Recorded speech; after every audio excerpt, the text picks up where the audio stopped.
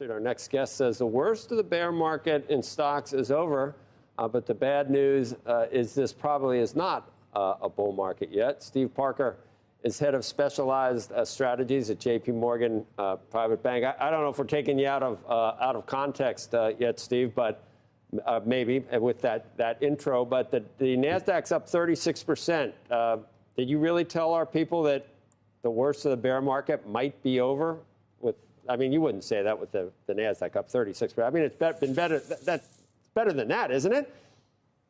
Well, I think you have to think about that, Joe, in the context of what we saw last year. Obviously, this is only this is a big recovery, but in the context of what we saw over the last 12 months or so, this is just markets getting back to normal levels. I think what's more important about the forward-looking outlook and why we think that there's potentially more room to run in equity markets is what's happening on the earnings front. And over the last 10, 12 months, we've been in a persistent cycle of earnings downgrades in terms of expectations.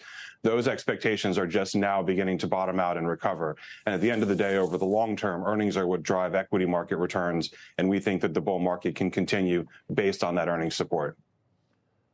Did you ever go full bore on telling your clients to buy, let's say, back at the beginning of the year? Stephen, or have you been cautious the whole time?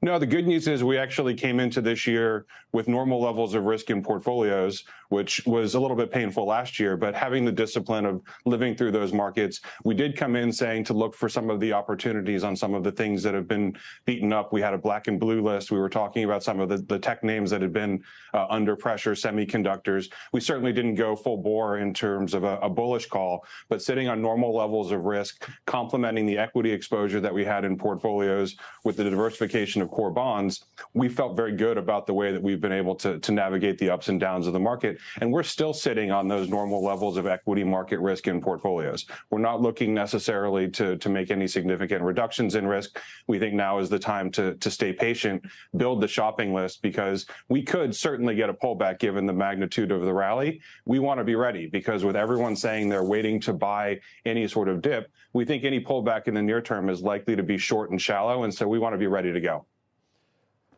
That's interesting. So we don't see the October lows. For a while, did you think we were going to return to those, or did you think in October that it was onward and upward?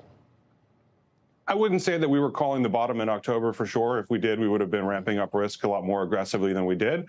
But I think when we saw the reaction to markets at the beginning part of this year, the reaction to a lot of the large cap tech companies in terms of how they were able to adapt their business models, focus on profitability, and navigate some of the market headwinds. And then more importantly, seeing the easing of some of the inflation pressures, which certainly haven't gone away, but the trend is certainly moving in the right direction. That gives us confidence that whether the Fed is looking to potentially have one more hike, maybe two more hikes, we're closer to the finish line than we are to the middle of the ball game as it relates to the Fed. And while our base case is still for a modest recession towards the back half of this year, equity markets tend to price in recessions 6 to 12 months before they actually happen. So we think the bottom is in. We think we're probably in for a little bit of volatility and range-bound trading in the near term, but certainly not something where we would be looking to dial back risk at this point.